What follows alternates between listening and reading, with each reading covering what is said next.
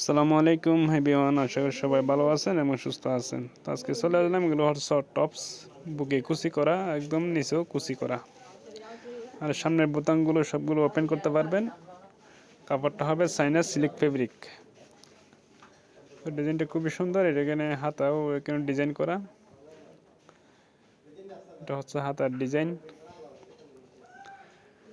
এটা হচ্ছে two piece, এখন যেটা দেখিয়ে দিচ্ছি এটা হচ্ছে টু পিস, এমব্রয়ডারি এবং সিকোয়েন্সের কাজ করা।